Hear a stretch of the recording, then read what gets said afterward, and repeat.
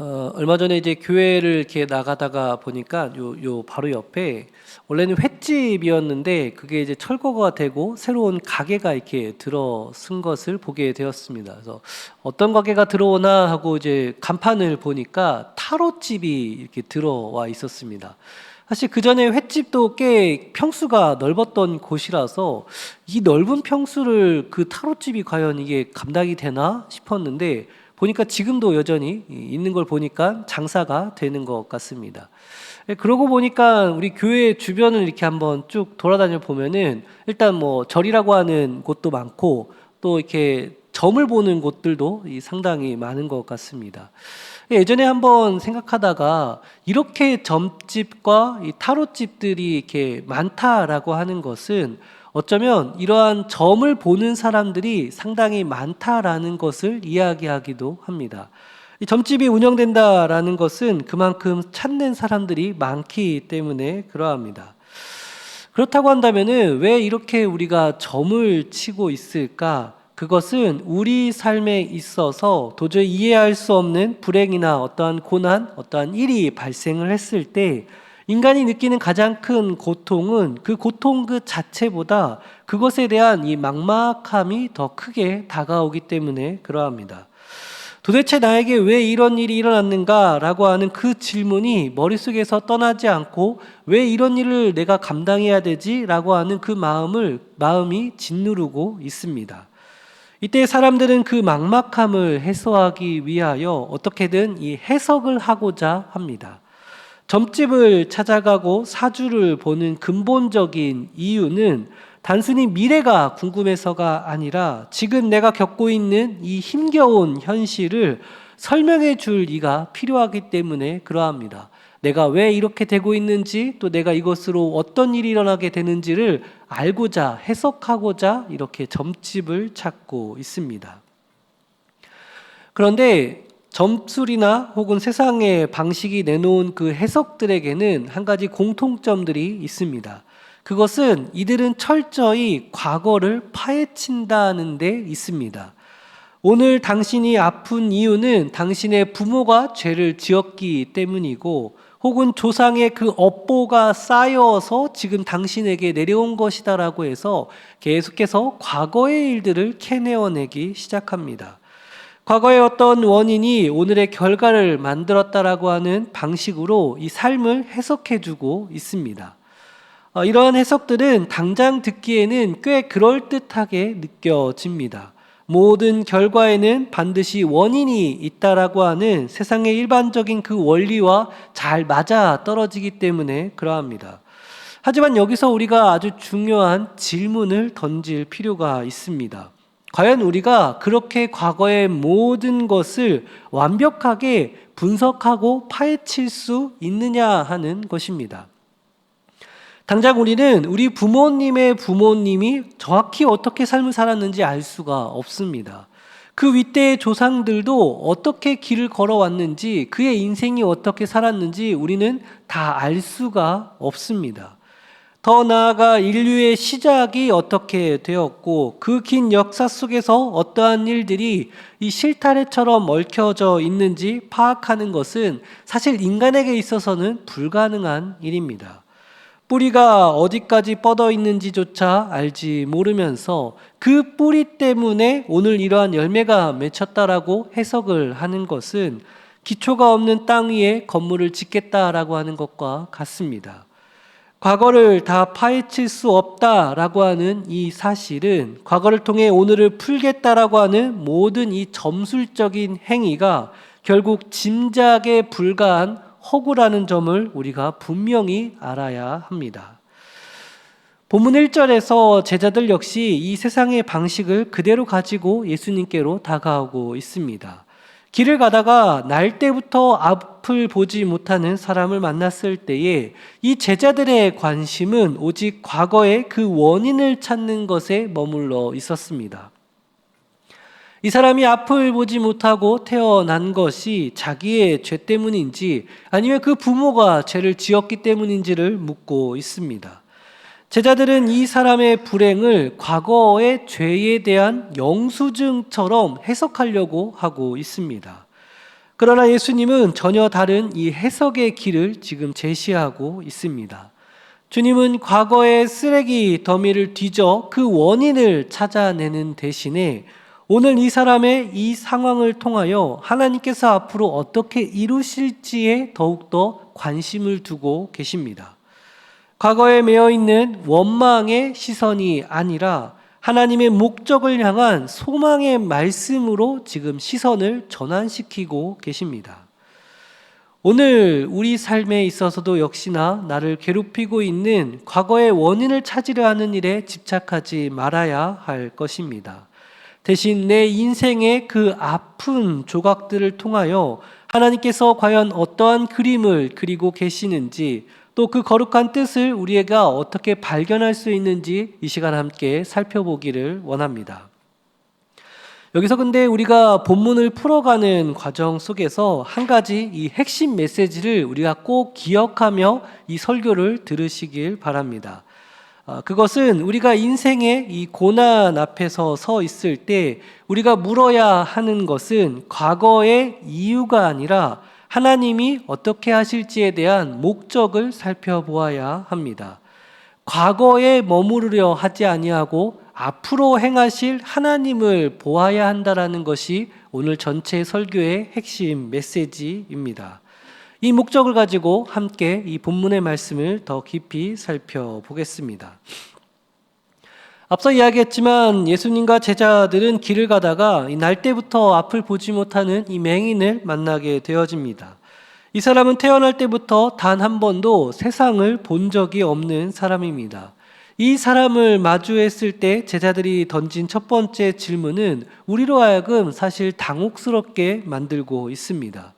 제자들이 주님께 물었습니다. 주님, 이 사람이 앞을 보지 못하는 것이 자기 죄 때문입니까? 혹은 그 부모의 죄 때문입니까? 우리는 이 질문 속에 제자들이 이 사람을 어떻게 바라보고 있는지를 알 수 있습니다. 지금 제자들에게 있어서 이 사람은 사랑과 불쌍히 여겨야 될 대상이 아닙니다. 그저 누가 잘못해서 이렇게 되었는가를 따져야 되는 그 분석의 대상이고 신학적인 문제를 풀기 위한 재료로서 지금 이 사람을 바라보고 있습니다. 당사자는 평생 어두움 속에서 고통을 받으며 삶을 살아왔는데 그 곁에서 제자들은 지금 누구의 잘못인지를 따져가며 말다툼을 하고 있습니다. 이 상황을 잘 그려보면 사실 이 사람은 지금 주저앉아서 앞을 보지 못하고 있고 그 앞에서 지금 제자들이 예수님께 묻고 있습니다. 마치 이 사람이 없는 사람인 것처럼 이 사람이 누구 때문에 이렇게 됐냐라고 따지고 있는 것입니다. 이것이 바로 제가 앞서 이야기했던 세상이 그 문제를 해석해가는 방식입니다.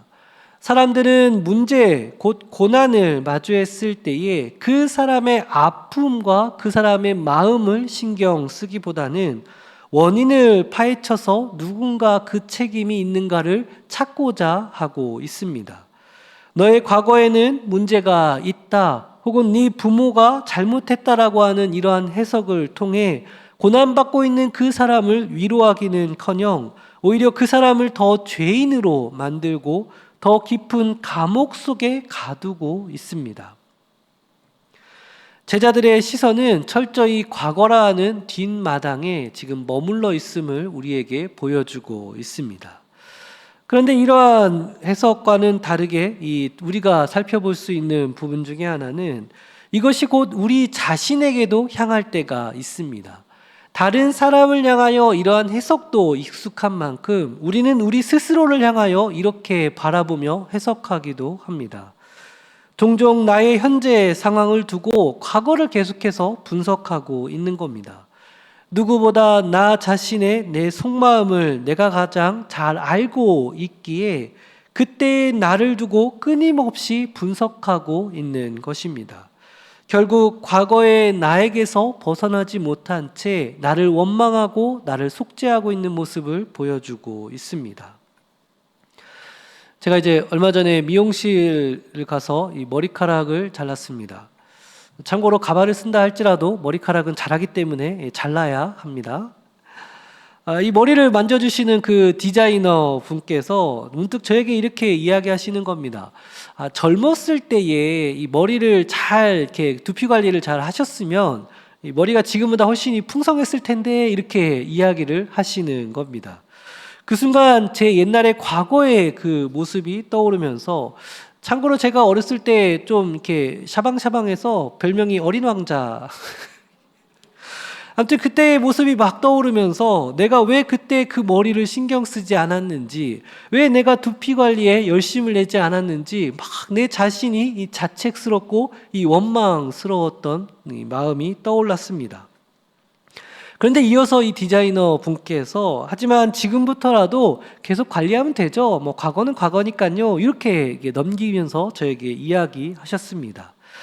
그 한마디가 제게 큰 위로가 되었습니다. 후회뿐이었던 과거에 자꾸 시선과 마음이 머무르려 했었는데 지금부터 미래를 바라보게끔 했던 이 한마디가 저에게 좀 위로가 되어졌습니다. 본문에서의 예수님의 대답이 바로 이러한 변화를 일으켜주고 있습니다. 3절에서 주님은 우리에게 이렇게 말씀을 하고 계십니다. 3절 말씀인데요. 한 목소리로 함께 읽어볼까요? 예수께서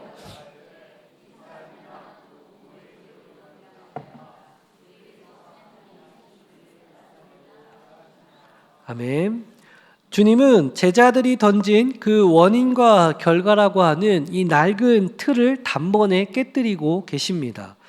주님은 이 사람이 왜 이렇게 태어났는지 그 과거의 이유를 설명하는 데 시간을 쓰고 있지 않으십니다. 대신 이 사람의 상황을 통하여 앞으로 하나님이 어떠한 놀라운 일을 이루실지 그 목적을 선포하고 계십니다. 주님의 이 말씀은 평생 어두움 속에 살아왔던 이 사람에게 단 한 번도 들은 적 없는 놀라운 선언이었습니다. 다시 얘기하지만 지금 상황은 이 맹인이 눈앞에 앉아있고 그 앞에 제자들과 예수님이 서 있었기에 모든 대화를 지금 맹인은 듣고 있었습니다. 평생을 죄인이라고 하는 그 손가락질 속에 삶을 살아왔던 그에게 있어서 주님이 지금 말씀하고 계신 것입니다. 너의 삶이 저주받은 삶의 결과물이 아니다라고 이야기하고 계십니다. 너의 아픔이 누군가의 죄에 대한 그 영수증으로서 지금 살고 있는 것이 아님을 또한 이야기하시고 오히려 너의 삶은 하나님의 영광이 그려질 거룩한 이 도화지와도 같다라고 지금 선언하고 계십니다. 여기서 우리는 중요한 시선의 이 전환을 발견할 수 있습니다. 제자들은 지금 과거를 바라보며 왜? 라고 질문을 하고 있지만 예수님은 지금 미래를 보여주면서 무엇을 위해? 라고 지금 답변하고 계십니다. 제자들은 계속해서 죄를 찾고 있지만 예수님은 하나님의 일을 지금 찾고 계십니다. 이것이 바로 오늘 우리가 회복해야 될 안목입니다. 내 삶에 닥쳐진 힘겨운 상황을 과거의 죄와 연결하며 자책하거나 남을 원망하는데 우리의 에너지가 쓰여서는 안 됩니다. 하나님은 우리의 아픔의 그 현장을 통해 새로운 일을 시작하시기 때문에 그러합니다. 결국 하나님이 하시는 일을 나타낸다라는 것은 단순히 눈을 뜨게 하는 기적만을 이야기하고 있지 않습니다. 이 사람의 존재 그 자체가 하나님의 그 일하심을 증명하는 통로로서 지금 세워주고 계십니다. 고난의 이유를 파헤치는 세상의 질문은 우리로 하여금 절망에 빠지도록 만들고 있지만 하나님의 목적을 보여주는 주님의 음성은 우리를 소망으로 일어나게끔 만들고 계십니다. 우리 삶에 아픈 부분들이 있다면 이제 그것을 과거의 상처로만 두지 말고 하나님이 일하실 거룩한 통로로 우리가 만들어가야 합니다. 제자들에게 고난의 목적을 가르치신 이 예수님은 사실 본인 스스로가 철저하게 그 목적을 위해 사신 분으로 기록되어져 있습니다. 우리가 예수님의 그 일생을 가만히 들여다보면 예수님의 발걸음은 단 한 번도 과거의 사건이나 원인에 끌려다니지 않았다는 것을 우리는 발견할 수 있습니다. 주님은 늘 하나님이 정하신 그 마지막 지점, 즉 목적을 향해 계속해서 앞으로 나아가신 삶을 살아내셨습니다.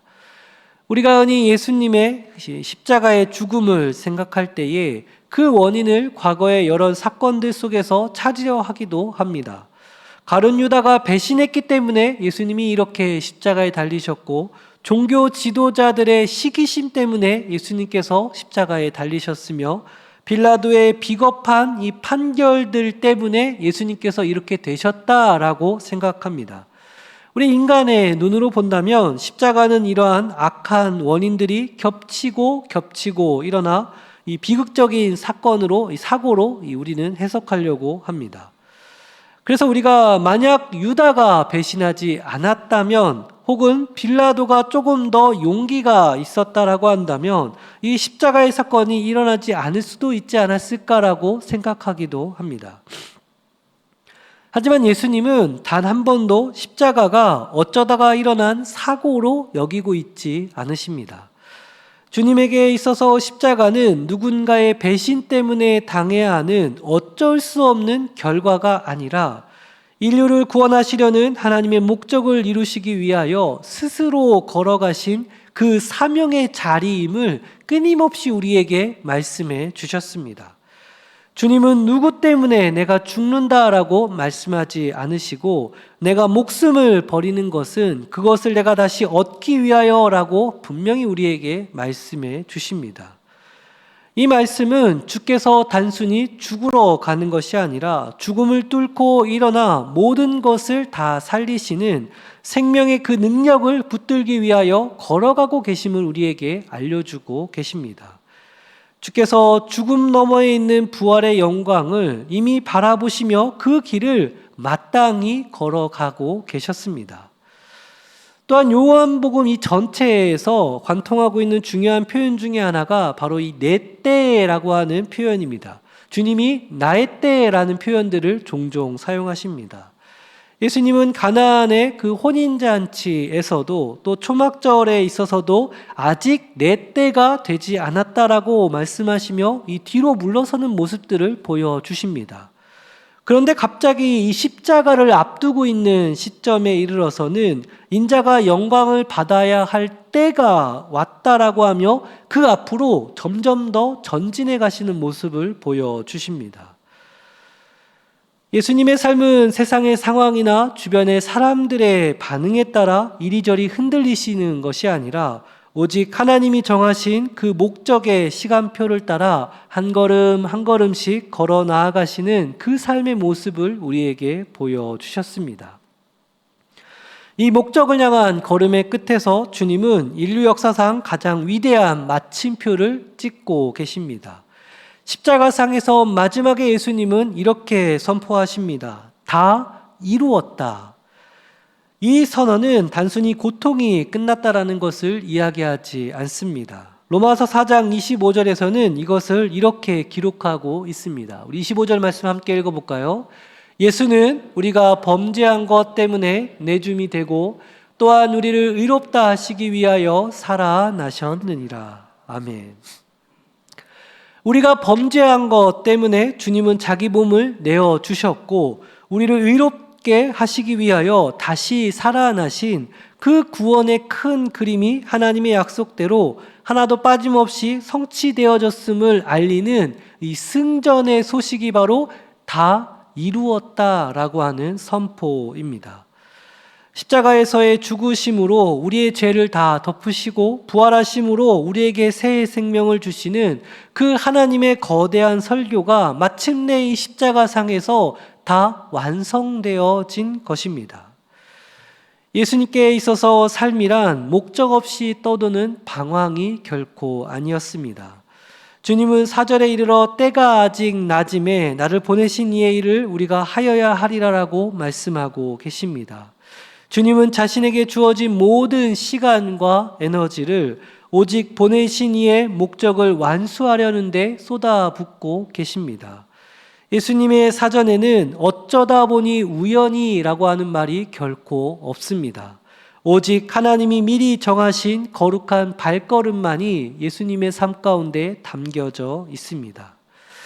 우리가 믿고 따르는 주님이 바로 이러한 분이십니다. 과거의 상처나 원한에 사로잡혀 발걸음이 무거우신 분이 아니라 하나님의 뜻을 완성하기 위하여 당당하게 십자가로 걸어가신 승리자의 모습이 바로 예수 그리스도이십니다.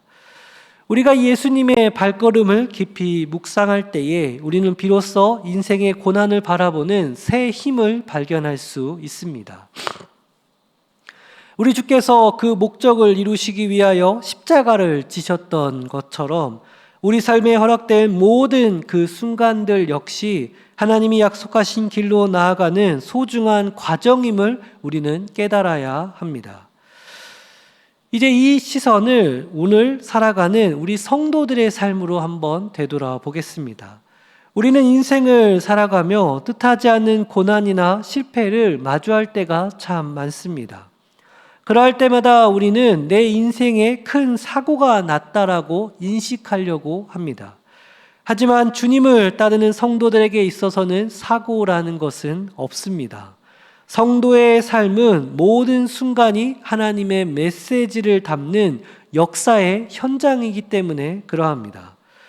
우리가 기억해야 할 사실 중에 하나는 우리의 매일의 삶은 의미 없는 시간들의 나열이 아니라 성도의 하루하루는 하나님의 구원의 드라마가 써내려져가는 아주 정교한 한 장면들이라는 것을 우리가 꼭 기억해야 합니다. 지금 내가 겪고 있는 아픔이나 내가 통과하고 있는 이 어둠의 터널들조차 하나님이 하시는 일을 나타내기 위하여 미리 계획되어지고 예비되어져 있는 무대라는 것을 우리가 생각해 볼 필요가 있습니다. 그러하기에 성도는 고난 앞에서 비명을 지르는 자가 아니라 고난 속에 담긴 하나님의 메시지를 읽어가는 자들로서 삶을 감당할 필요가 있습니다. 이러한 영적인 시력을 회복하게 하시는 분이 필요한데 그분이 바로 성령 하나님이십니다. 성령님은 우리 영혼의 그 흐릿해진 렌즈를 깨끗하게 닦아주고 계십니다. 우리의 본성은 자꾸만 과거의 상처를 뒤지고 왜 이런 일이 일어났는지 그 원망의 원인을 자꾸 찾아내려고 하고 있습니다. 그러나 성령께서는 친히 우리에게 다가오셔서 그 과거의 원인을 찾으려 하지 않고 도리어 우리의 시선을 계속해서 예수님만을 바라보도록 만들어가고 계십니다. 육신의 눈으로는 내 삶의 돌무더기밖에 보이지 아니할 그때에 성령께서는 닫혀진 이 현실을 넘어 여전히 일하고 계시는 그 하나님의 목적을 발견하도록 우리를 이끌어가고 계십니다. 그러하기에 성령의 사역은 단순히 우리를 기분 좋게 만드는 것이 아니라 고난의 그 한복판 속에서도 하나님의 하실 일을 기대하도록 만들고 계십니다. 성령의 도우심으로 우리의 눈에 그 비닐이 벗겨질 때에 비로소 우리의 삶은 단순한 생존의 현장이 아니라 하나님의 역사가 이루어지는 기록되어지는 거룩한 장소가 되어질 수 있습니다. 오늘 나의 삶의 현장이 아무리 어둡고 막막해 보인다 할지라도 낙심하거나 낭만 가운데 빠지지 마시기 바랍니다. 하나님은 지금도 성령을 통하여 우리의 눈을 닦아주시며 말씀하고 계십니다. 너를 통하여 내가 할 일이 있고 너의 아픔을 통하여 나의 영광이 반드시 나타날 것이다 라고 우리 주님은 말씀하고 계십니다. 이 음성을 듣고 오늘이라고 하는 이 삶의 현장에서 하나님의 메시지가 선포되는 거룩한 역사의 삶의 현장으로 담대히 걸어나아가는 우리 모두가 되기를 간절히 소망합니다. 말씀을 정리하겠습니다. 오늘 우리는 우리 삶의 막막한 그 고난을 어떻게 해석해야 되는지를 함께 살펴보았습니다. 세상은 끊임없이 우리의 과거를 뒤지면서 그 속에서 원망과 자책의 이유를 찾으라고 우리를 유혹하고 있습니다. 하지만 우리는 결코 다 알 수 없는 과거를 파헤치는 일은 결국 우리를 더 깊은 절망의 감옥 속에 가둘 뿐이라는 것을 살펴보았습니다. 예수님은 오늘 우리에게 있어서 전혀 새로운 해석의 길을 제공해 주고 계십니다. 고난은 과거의 죄에 대한 영수증이 아니라 하나님의 영광이 그려질 거룩한 도화지라는 것을 우리에게 알려주고 계십니다. 제자들이 과거를 향하여 왜라고 물을 때 주님은 우리에게 무엇을 위하여라고 하는 질문으로 바꿔주시면서 주님이 먼저 스스로 그 목적을 향한 길을 걸어가셨습니다. 십자가는 어쩌다 일어난 사건이 아니라 하나님의 사명으로 그는 받아들이셨고 마침내 다 이루었다라고 하는 승리의 마침표를 주님은 찍으셨습니다. 이제 그 주님을 따르는 우리의 성도들의 삶도 역시 마찬가지로 의미 없는 사고의 나열들이 아니라 우리의 매일매일의 삶은 하나님의 메시지가 담겨져 있는 역사의 현장 속으로 우리는 걸어 나아가야 할 것입니다. 이러한 삶 가운데 나아갈 때에 우리를 도우시는 성령 하나님의 그 능력 속에 세상의 삶을 은혜로 하나님의 뜻으로 온전히 이루어가는 복된 삶들이 되시길 주님의 이름으로 간절히 축원합니다. 기도하겠습니다.